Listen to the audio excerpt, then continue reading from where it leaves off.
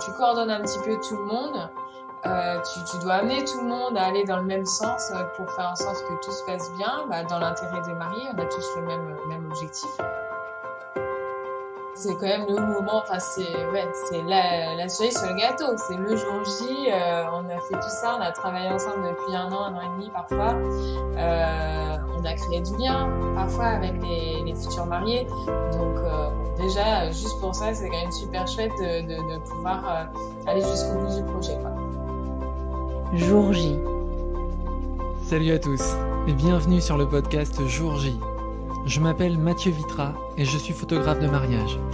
Avant de vous parler de l'invité du jour, n'hésitez pas à vous rendre sur le site mathieuVitra.com/lejournal pour retrouver tous les épisodes qui vous donneront pas mal de ressources supplémentaires pour vous accompagner dans vos préparatifs pour votre mariage. Dans ce nouvel épisode, je vous propose d'en savoir plus sur l'organisation de mariage et le rôle d'une wedding planner. Pour parler de cette activité, j'ai invité sur ce podcast Nathalie Grignon. Nathalie a créé l'entreprise Étoile d'un jour. Elle participe à l'organisation de mariages dans l'ouest de la France depuis 2016. En écoutant ce podcast, vous allez savoir ce qu'est réellement le métier de wedding planner et à qui il s'adresse. Vous allez savoir comment elle accompagne les futurs mariés et comment elle s'adapte aux différentes demandes en vue du jour J. Elle va nous expliquer comment elle choisit les différents prestataires pour un mariage précis et comment elle les met en lien avec ceux et celles qui la sollicitent. On se retrouve à la fin de ce podcast. Installez-vous confortablement. Très bonne écoute.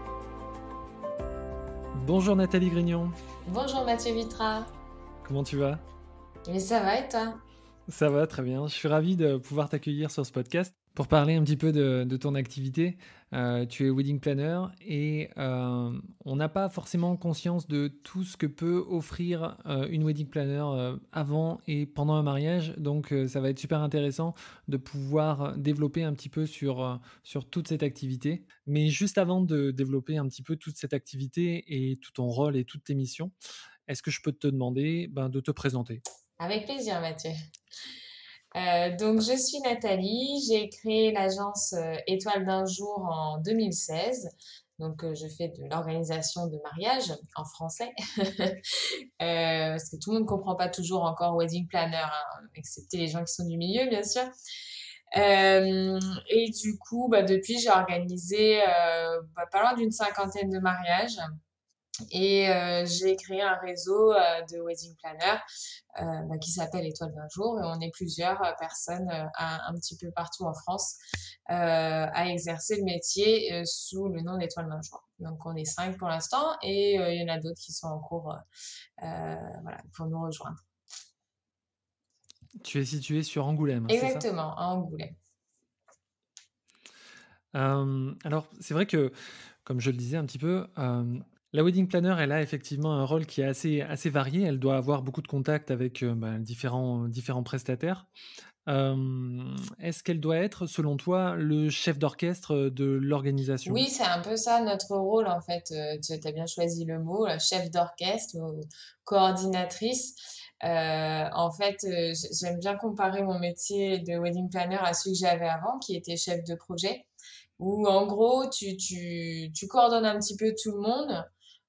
Tu dois amener tout le monde à aller dans le même sens pour faire en sorte que tout se passe bien, dans l'intérêt des mariés. On a tous le même objectif, là, du coup, rendre inoubliable le mariage de nos clients.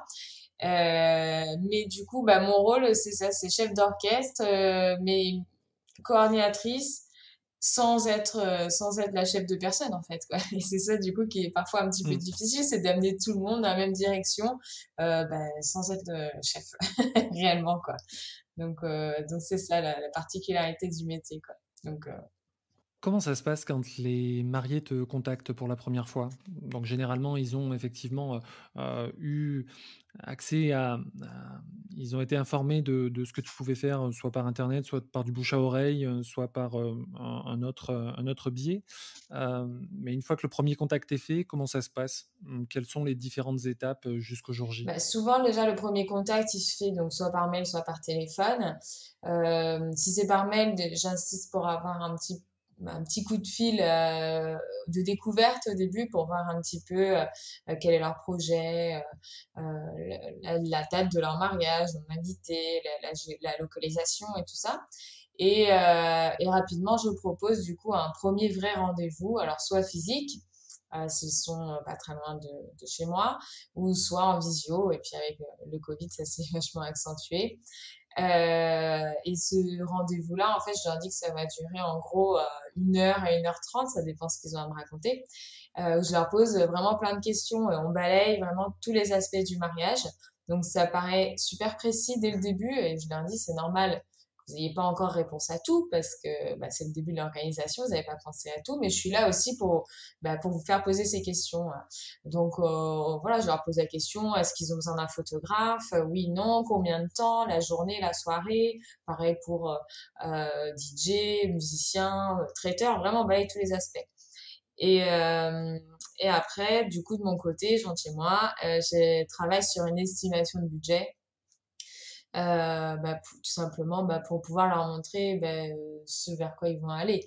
Le mariage idéal, en fait, pour eux, combien ils se budgétisent, qu'est-ce qu'on peut faire, qu'est-ce que je peux leur proposer pour leur donner une vision globale, quoi. Je suis pas juste à dire mes honoraires c'est tant et puis après dites-moi ce qu'on vous voulez puis on le fera, quoi.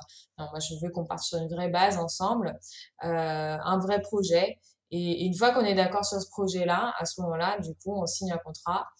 Et là, du coup, je commence l'organisation en leur envoyant du début un rétro-planning, comme on appelle ça, pour pouvoir leur dire étape par étape, mois par mois, ce qui va se passer pour l'organisation de leur mariage. Et puis après, on déroule toutes les étapes d'organisation, réservation de prestataires, etc. Tu as un répertoire de différents prestataires locaux et de différents endroits en France. Ça dépend effectivement où a lieu le mariage. Mais est-ce qu'il arrive certaines fois que certains mariés t'imposent des prestataires, enfin te proposent en tout cas certains prestataires avec lesquels tu n'as pas l'habitude de travailler? Et dans ces cas-là, comment ça se passe? Ah oui, ça arrive même assez souvent. Déjà, souvent, les mariés qui viennent me voir ont déjà réservé leur lieu. Finalement, ça a changé maintenant. C'est d'abord on réserve le lieu et puis après on réserve la wedding planner. Ouais, quand j'ai commencé, c'était un peu l'inverse. Et puis d'autres, oui, ont déjà. Souvent, c'est le photographe d'ailleurs. Parce que je sais pas, ils l'ont vu, ils le connaissent, voilà. Et quand c'est comme ça et que je le connais pas, moi je leur dis que c'est pas du tout un problème. Au contraire, ça me permet aussi d'élargir mon propre carnet d'adresses, d'apprendre à connaître une autre personne et à travailler avec. Donc voilà, j'ai pas d'exclusivité avec aucun prestataire.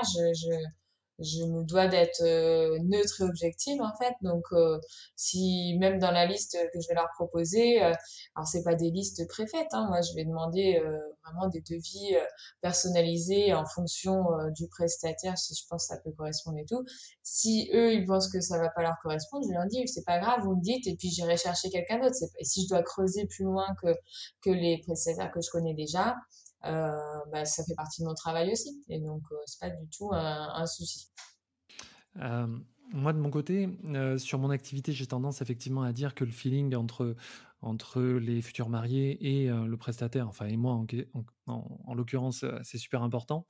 Mais du coup, comment tu vas mettre en lien les différents prestataires et les mariés? Est-ce que vous faites une sorte de réunion ou est-ce que vous déterminez effectivement un moment où vous voir tous les trois, enfin tous les quatre avec les deux futurs maris? Comment ça se passe? Oui, alors au tout début, en fait, je fais quand même une présélection parce que du coup, mon travail, c'est ça aussi, c'est que ça va leur éviter d'éplucher tous les annuaires des prestataires, de regarder toutes les pages Google du monde et voilà, de faire ça pour chaque prestataire. Donc moi, je fais déjà cette présélection pour eux. Donc je demande à chacun des prestataires s'ils sont dispo. Généralement, je vais faire ceux que je connais, donc je demande forcément moins d'informations que si je le connais pas. Donc, je demande en gros s'ils sont dispo, je demande leur brochure mise à jour, etc. Et dans la petite présélection que je vais faire, je l'envoie aux mariés par écrit dans un premier temps, avec du coup, oui, des brochures, enfin toutes les infos que je peux donner, le site, le compte Instagram, Facebook, etc. Un petit laïus sur ce que moi je pense de ce prestataire. Alors ça reste objectif encore une fois, hein, c'est pas genre bon lui c'est moyen, lui ouais super. Non, c'est de façon objective parce que je pense que ce prestataire-là peut apporter au couple en fait. Et du coup, ils regardent un petit peu de leur côté, voire des fois on fait un petit call pour en discuter. Et puis après, mais ils me disent, bah, celui-là, on l'aime bien, on aimerait bien le rencontrer et tout, parce que moi aussi, je pense que le feeling, c'est très important. Et bien que je fasse même le lien entre les prestataires et les mariés, je veux pas couper ce lien entre les prestataires et les mariés. C'est pas mon but non plus. Donc j'organise oui une réunion à ce moment-là, à laquelle je viens parce que ben il se passe quand même beaucoup de choses pendant ces réunions de premier rendez-vous. Les mariés justement commencent à se projeter un peu plus dans leur mariage. Il y a beaucoup de choses qui ressortent, des histoires de planning, de timing de la journée, etc. Surtout avec les photographes. Ça, c'est une discussion qui revient beaucoup quand même avec les photographes. Donc, je me dois d'être là pour pas manquer les informations parce qu'il y a rien de pire que de courir derrière les informations une fois qu'elles se sont dites. Mais après, j'interviens pas tellement finalement pendant ce rendez-vous de découverte. Je suis là, j'observe, je pose des questions si jamais je pense qu'il y a des questions qui peuvent être pertinentes et auxquelles ils n'ont pas pensé. Mais je laisse le prestataire faire sa présentation, euh, expliquer comment il travaille, etc. Hmm. Que ce soit les mariés ou les prestataires, quand ils ont une question à propos du mariage, euh, tu leur demandes absolument de passer par toi ou alors ils peuvent effectivement passer euh, dans, dans- enfin, directement à la personne Mais en fait, j'ai concernée, quoi. fait les deux, tu vois, j'ai testé un peu les deux parce que, encore une fois, je voulais pas être celle qui coupe le lien entre les prestataires et les mariés. Mais du coup, par expérience, quand il y a trop de liens directs comme ça entre les prestataires et les mariés sans que je sois dans la boucle, bah, finalement, je sers plus à grand-chose. Hmm. Et Et puis tu loupes je des rate choses beaucoup de surtout. choses. Ouais, ouais. Et ça m'est arrivé, du coup, de devoir galérer. Et puis, par exemple, il y a une mariée qui avait envoyé en direct à la fleuriste un bouquet, un exemple de bouquet, qui n'était pas du tout ce qu'on s'était dit pendant le rendez-vous. Et j'étais pas du tout au courant de cette information. Et le jour du mariage, bah moi, je lui amène son bouquet comme on l'avait prévu, quoi. Enfin, il me paraissait comme c'était prévu. Et elle est arrivée, c'était le jour du mariage, elle était stressée, et là, elle a failli se mettre à pleurer et tout. Je me dis, mais qu'est-ce qui se passe? Mais c'était pas ça, moi j'avais dit à la fleuriste, j'avais envoyé ça et tout. Ah ben alors là, moi je pouvais pas vérifier, j'étais pas du tout au courant de cette information-là. Donc le jour du mariage, moi je pensais lui emmener un bouquet qui était conforme à ce qu'on avait convenu. Donc voilà, ça c'est l'exemple le plus frappant, on va dire.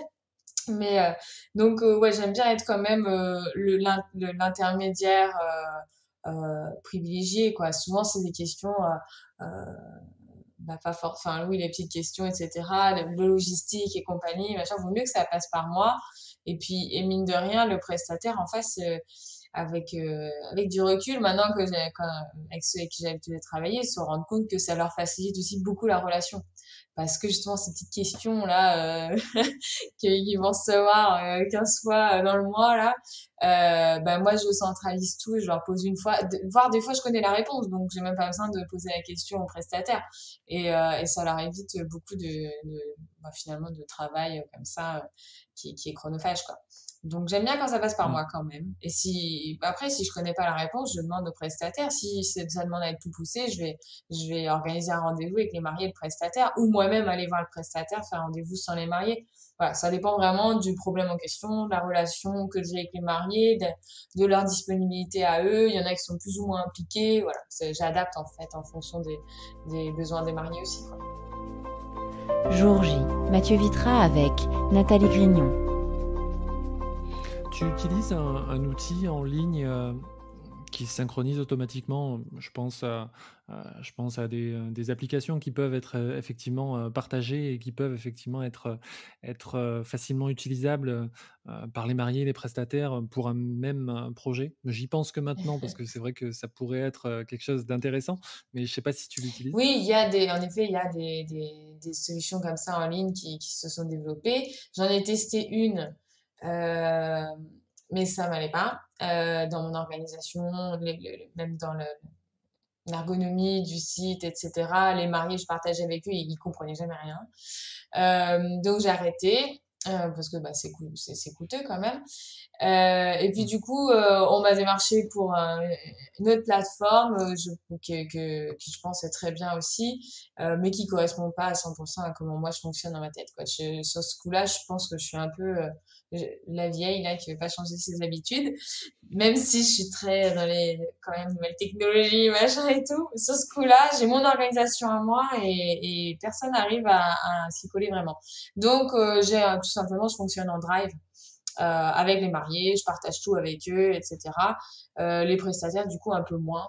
Puis, en fait, je me suis rendu compte que même en partageant avec les mariés, même avant, quand je pouvais partager avec les prestataires via cette plateforme, personne regarde. C'est- Ouais. Du coup, non, mais c'est vrai, bah, ça me sert à moi parce que c'est mes documents de travail et tout.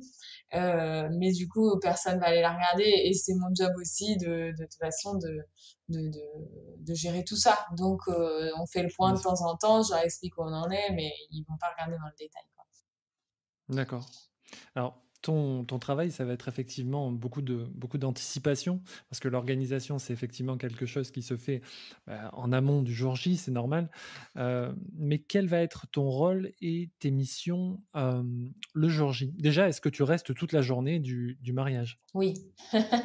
C'est pour moi, c'est impensable de pas être le jour du mariage, quoi. Après, non, bah, déjà parce que bah, c'est cool de voir le projet aboutir. Enfin, on fait pas tout ça pour rester à l'écart. Voilà, moi, c'est quand même le moment. Enfin, c'est la cerise sur le gâteau. C'est le jour J. On a fait tout ça. On a travaillé ensemble depuis un an et demi parfois. On a créé du lien parfois avec les futurs mariés. Donc, bon, déjà, juste pour ça, c'est quand même super chouette de pouvoir aller jusqu'au bout du projet, quoi. Après, c'est aussi notre présence le jour J qui a une grosse plus-value aux yeux des mariés. C'est-à-dire avant de vraiment se dire on va prendre une wedding planner, on va embaucher une wedding planner, ils comprennent pas forcément notre rôle pendant l'organisation. Tout le monde se dit oui mais moi je peux me débrouiller tout seul, je peux trouver des prestataires tout seul, etc. Alors ça c'est sûr, hein, tout le monde sait faire, c'est pas un métier qui demande du génie en soi, tout le monde peut organiser son propre mariage, ça je ne dis pas. Mais du coup, ils se rendent compte au fur et à mesure de notre utilité, entre guillemets, pendant l'organisation. Mais par contre, au moment où ils nous embauchent, ça, ils comprennent bien que le jour J, on va être utile pour que eux ils n'aient rien à faire. En fait, le but, c'est ça, c'est qu'ils soient tranquilles, qu'ils n'aient pas non plus à déléguer des tâches à droite à gauche, à leurs proches, etc. C'est nous qui gérons tout ça. Ça leur enlève quand même une grosse dose de stress, quoi. Donc, voilà, obligé d'être là. Tu veux dire que dans ton discours, j'ai l'impression effectivement que les personnes qui te sollicitent plus pour le jour J que pour l'organisation avant? Non, il y en a. Enfin, non, la plupart des gens qui me contactent quand même, c'est d'entrée de jeu pour l'organisation complète.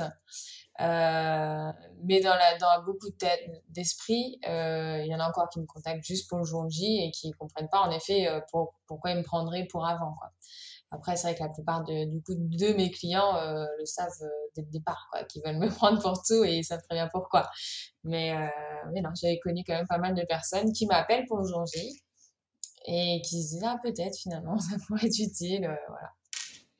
Mais D'accord. cela c'est pas toujours mes clients parce que je fais pas beaucoup de prestations uniquement jour J en fait. Je Ouais. privilégie les mariages complets forcément.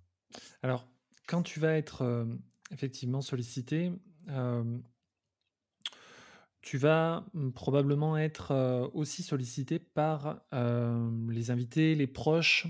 Tu essayes de donner effectivement tes coordonnées aux témoins ou à la famille pour des initiatives personnelles. Je sais qu'effectivement, moi, de mon côté, il y a effectivement les parents, les témoins qui peuvent me solliciter le jour J ou en amont, notamment pour l'enterrement de vie de jeune fille, l'enterrement de vie de garçon, pour faire des séances un peu particulières.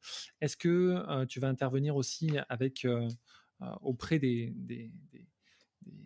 pions qui gravitent autour, on va dire?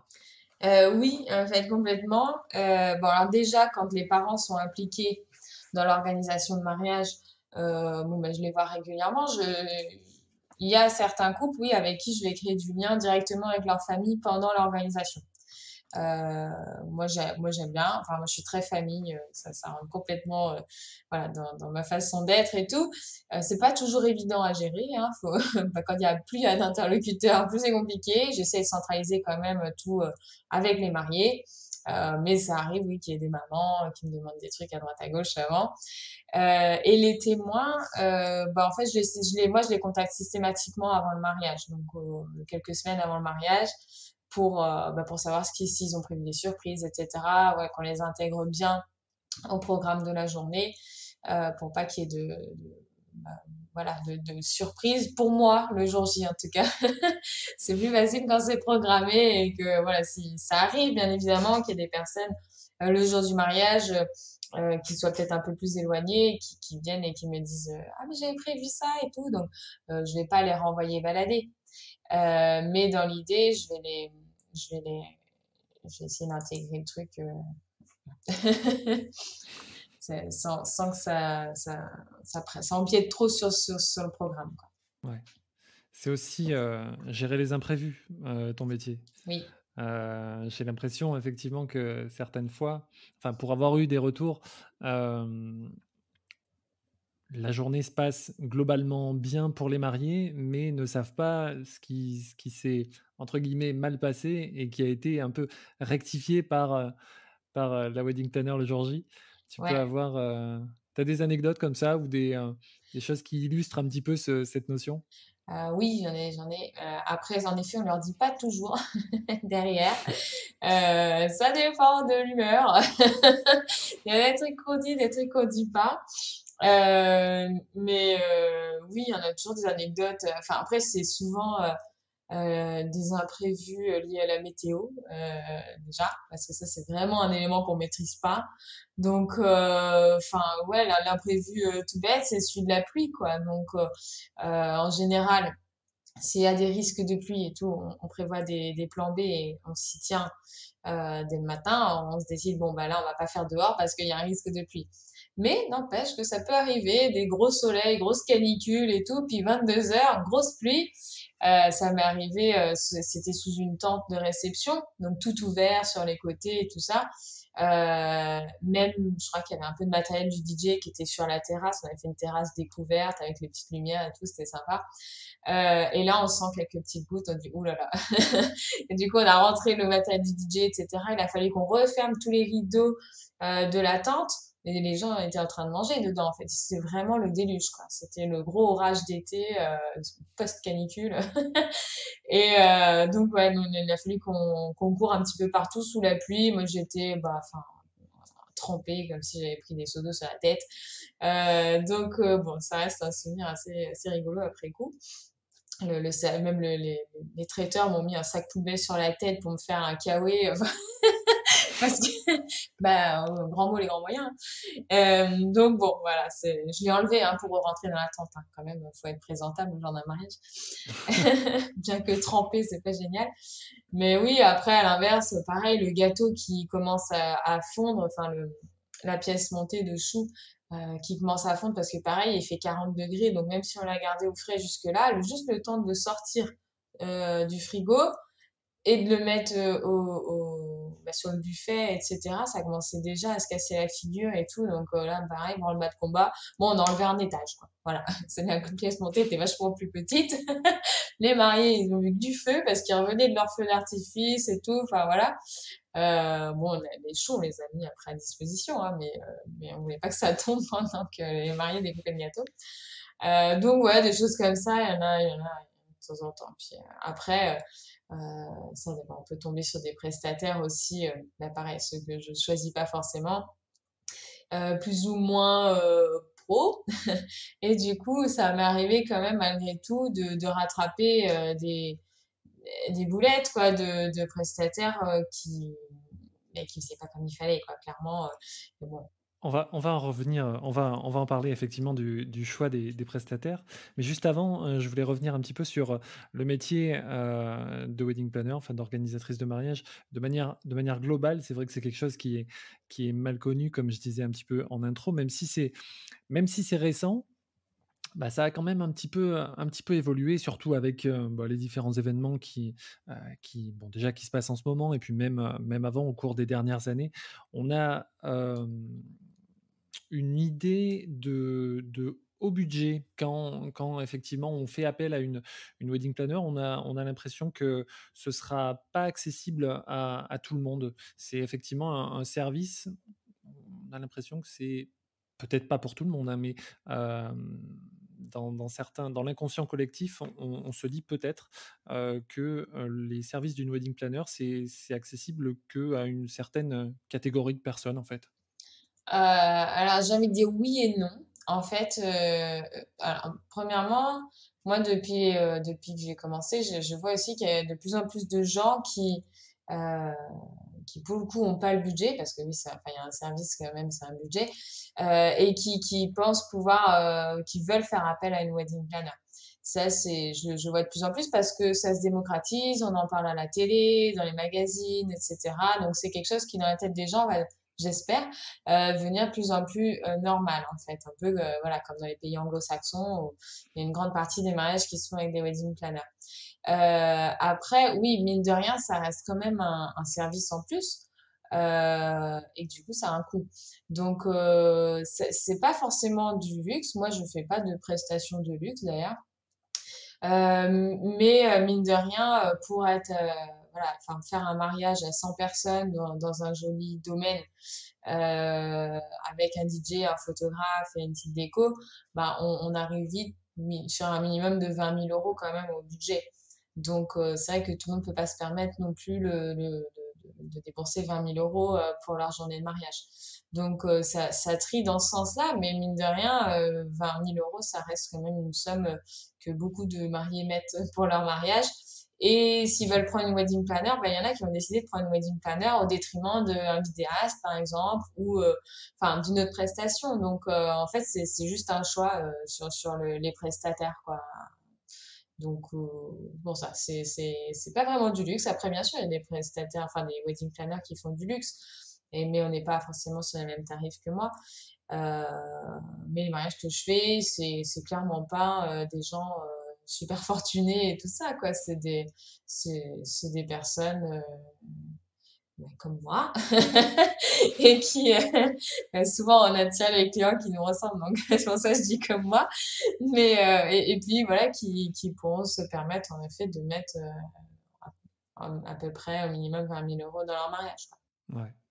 Alors, quand tu dis effectivement d'attirer des personnes comme toi, c'est des choses euh, c'est un style particulier. Est-ce que c'est une question pas facile, hein. Je t'ai dit effectivement que je te poserais pas des questions faciles, mais là, c'est une question qui est un petit peu difficile parce que c'est euh, comment tu définirais un petit peu ton style et le style d'Étoile d'un jour, ton entreprise avec tes collaboratrices, quel style de prestation? Donc, j'ai effectivement bien compris le rôle et les missions, mais par rapport effectivement à une autre wedding planner, quelle serait ta différence ou la différence de l'entreprise, par exemple?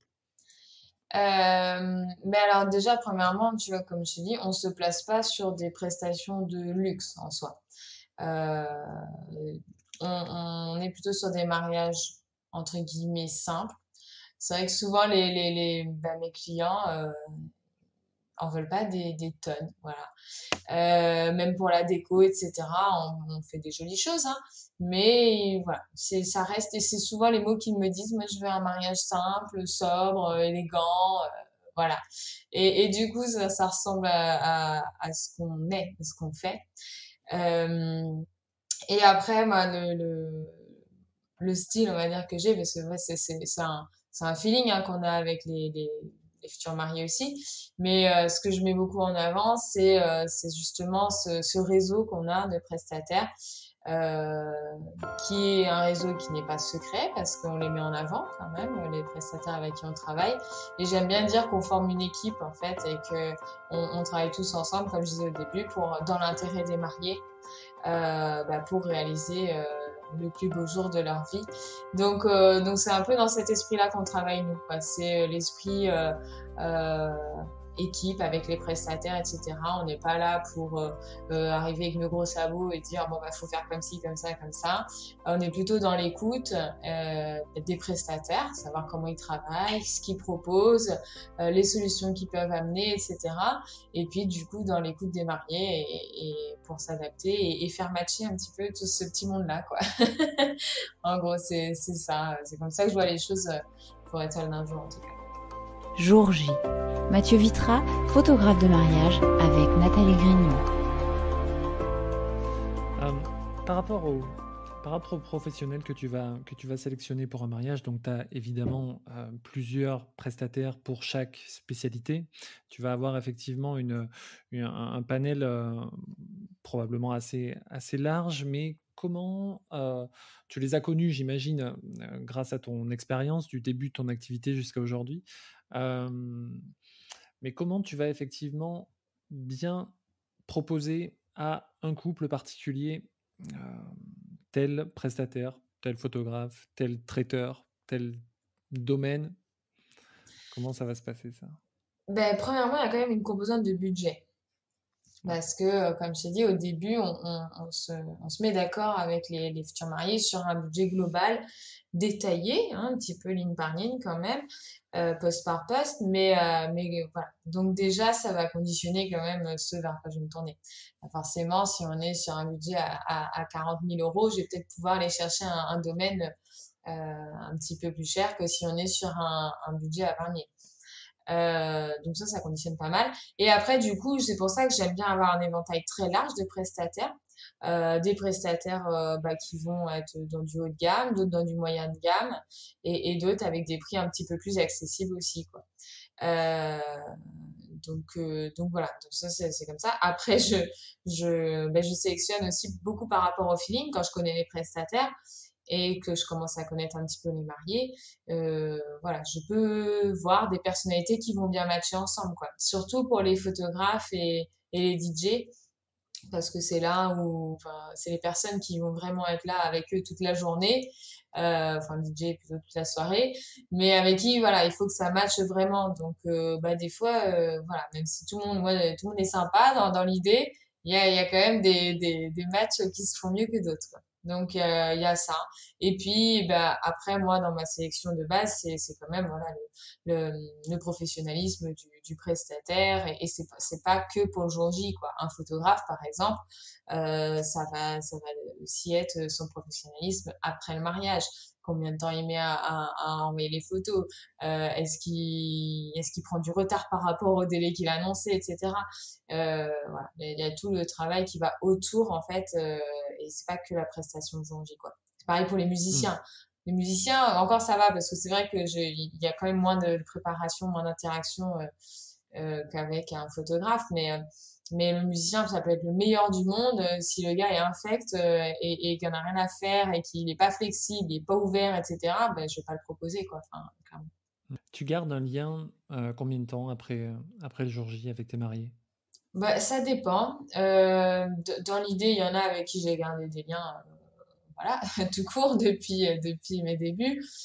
Après, c'est des liens par les réseaux sociaux, etc., continuent à me suivre, machin, c'est sympa. Euh, mais souvent, j'essaie de finaliser les dernières choses, les derniers paiements, les derniers trucs de logistique, etc. Après, je m'assure quand même que le photographe a bien délivrer ses photos parce que c'est pas forcément dans la semaine qui suit le mariage. Et puis voilà, donc ça peut être voilà, quelques semaines à quelques mois. Voilà, il n'y a pas vraiment de règles, quoi. D'accord. Ok, bon, très bien. On arrive à la fin de ce podcast. Est-ce qu'il y a un mariage depuis le début de ton activité qui sort un petit peu du lot, qui t'a marqué, qui de par l'atmosphère, de par la personnalité des mariés, ou comment ça s'est passé, ou des anecdotes particulières. Est-ce qu'il y en a un qui sort un petit peu du lot, que tu pourrais Oui, me j'en ai décrire un petit un. peu, et pourquoi? Ouais, j'en ai un. D'ailleurs, ouais, s'il m'entendait. Il t'entendra Il peut-être. m'entendra peut-être, mais du coup, non, mais je lui ai déjà tout dit, hein, ce que je vais dire là. C'est un marié, du coup, qui voulait organiser le mariage tout seul pour sa fiancée. Elle était au courant qu'elle se mariait, mais voilà, ça allait être complètement la surprise pour elle. Donc déjà, c'est un peu particulier comme organisation. Et ce futur marié-là, et lui était chef d'entreprise et tout, donc il était très directif dans tout, hein. Au début, j'ai eu un petit peu de mal à m'y faire parce que bah, j'avais pas du tout le lead dessus, quoi. C'était bon, Nathalie, il faut faire ça, tu fais, et voilà. Bah, au début, c'est particulier comme relation. Et puis lui, il avait dans l'idée de faire il avait plein d'idées particulières. Il voulait faire l'église le matin, arriver en barque parce que l'église était au bord d'une rivière et tout, faire un espèce de méchoui le midi, une pool party l'après-midi et que les gens repartent et se changent et reviennent le soir pour une soirée bah, plus classe, quoi. Et j'ai dit, bon, au-delà de l'idée de la barque et tout ça, voilà, ça m'a donné le fil à retordre. Mais je dis, mais ça va pas marcher. Enfin, le jour d'un mariage, les gens, ils vont pas se baigner, quoi. C'est bizarre, ils vont pas emmener leur maillot de bain et tout. Il m'a dit, si, on va leur dire et tout, machin. Et en fait, ça s'est passé exactement comme ça. Donc la barque, on a fini par la trouver parce que, enfin, faire venir un gars qui me prenait 500 euros pour faire 2 minutes de barque, je trouvais ça un peu disproportionné et tout. Donc j'ai passé beaucoup de temps avec le marié qui venait de Suisse régulièrement. On a fait le tour des maisons autour qui avaient des barques en fait tu sais, devant chez eux, ils ont une barque quoi. Donc on a sonné. Bonjour, est-ce que vous nous loueriez votre barque? Voilà, donc on a trouvé une barque comme ça. Après-midi, je veux des poneys pour les enfants. Genre, ah, mais les poneys, le samedi, ils sont tous en compétition, là, les poney club. Donc, bon, on en a trouvé un, il y avait des poneys. Et du coup, à ce mariage, il y avait plein de choses, plein de prestations dans tous les sens. Il y avait le gars qui faisait les glaces, là, tu sais, en plancha, là, les roll-up là, en glace et tout. Il y avait bah, des babysitters le matin, l'après-midi pour les enfants. Il y avait les poneys, il y avait les feux d'artifice, les chanteurs brésiliens pour toute la journée. Moi, il me fallait un ingé son, le DJ qui arrivait de Paris, il fallait que je prenne un taxi, ce qui arrivait à midi, le gars, enfin, le samedi, juste avec ses vinyles. Enfin, bon, il y avait des énergies dans tous les sens, quoi. Et en fait, du coup, ce mariage, il était génial. Et la mariée, j'ai rencontré que la veille. J'ai pas vu avant la mariée. Et elle était tellement peace, tellement, voilà, la fille ultra détendue, qui aime tout le monde, que tout le monde aime, voilà. Et du coup, j'ai découvert son fiancé à son contact comme un autre homme, en fait, par rapport à celui qui me dirigeait, là, pendant des mois. Et j'ai compris l'interaction qu'ils avaient tous les deux. Enfin, je trouvais ça trop beau. J'ai trop adoré cette rencontre. Et le jour du mariage, ça s'est tout passé comme lui, il imaginait dans sa tête. Et j'ai trouvé ce mariage génial. Bon, ça nous a donné du fil à retordre le jour J aussi, parce qu'on avait 2 heures pour redécorer, réorganiser bah, tout l'espace pour refaire une autre scénographie le soir. Donc, j'avais travaillé avec une décoratrice et tout. Et c'était super. Et je lui ai dit, après, je dis, bon, bah, j'étais un petit peu sceptique quand même au début sur le projet, tout ça, ça partait dans tous les sens. Et en fait, c'était génial. Et je dis, moi, si je dois me marier, j'aimerais trop faire pareil, quoi. Voilà, la belle morale. C'est ça, parce qu'effectivement, tu as un projet qui est esquissé un petit peu comme ça, mais tu sais pas trop où ça va aller. Et ton rôle, ça va être aussi de recadrer, mais en même temps, tu as de belles surprises au final. Ouais, bah lui, il m'a montré qu'en fait, oui, on pouvait partir dans tous les sens, on pouvait faire plein de choses et sortir du cadre un peu, parce que jusque-là, j'avais pas trop fait, quoi. Et, Mm. et voilà, du coup, je l'ai suivi, il m'a embarqué et voilà, pour le coup, c'est lui, quoi, qui m'a appris plein de choses sur ce mariage. Je l'ai remercié, hein, franchement, j'ai dit que c'était génial, quoi. Qu'est-ce que ça va être tes satisfactions et tes gratifications vraiment personnelles, ultra égoïstes, quoi. Évidemment, une fois que tout s'est bien passé, c'est vrai que c'est un soulagement, mais qu'est-ce qui va être vraiment pour toi Non, moi, ce que j'aime vraiment le jour d'un mariage, c'est de voir les familles, en fait, enfin, les familles, les proches, hein, parce que famille, ça peut être amis et tout ça, mais être réunis ensemble et juste pour faire la fête, juste pour célébrer l'amour du couple en question et puis se rassembler et tout, chose qui nous manque beaucoup en ce moment en plus.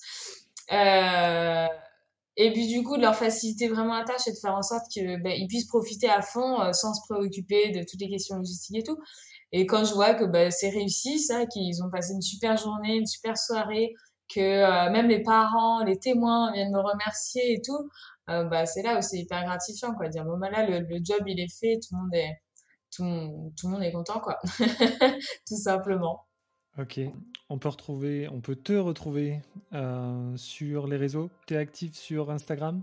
Oui, Instagram, il y a un compte étoile d'un jour et puis il y a un compte pour chaque fille d'étoile d'un jour avec le prénom de chaque fille, point étoile d'un jour. Parce que le secteur territorial va jusqu'à... En fait, pour l'instant, on est 5. Moi en Charente, Lucie en Charente-Maritime, on a Sophie en Maine-et-Loire, Mathilde sur le bassin d'Arcachon et puis on a Colline qui est dans l'est de la France, vers Valence. Donc on va conquérir l'est de la France bientôt, mais on est plutôt dans l'ouest pour l'instant. Aussi sur ton site, enfin sur le site de l'entreprise étoiledugenre.com. Oui, étoiledugenre.com, il y a nos mariages, il y a le blog. Très bien. Merci beaucoup Nathalie. Merci Mathieu. Voilà, j'espère que cet épisode vous a permis de mieux connaître le rôle d'une wedding planner. Un grand merci à Nathalie d'avoir accepté de participer à ce podcast. N'hésitez pas à vous rendre sur mon site mathieuvitra.com/lejournal. Vous pourrez retrouver beaucoup d'informations en lien avec cet épisode. Pour soutenir ce podcast, n'hésitez pas à partager cet épisode sur vos réseaux sociaux, Instagram, Facebook, LinkedIn, et à mettre 5 étoiles ainsi qu'un commentaire sur Apple Podcast. C'est très important pour moi. Parlez-en autour de vous et abonnez de force toute votre famille et tous vos amis. Je vous retrouve dans un prochain épisode et n'oubliez pas, faites ce que vous aimez, aimez ce que vous faites. À bientôt.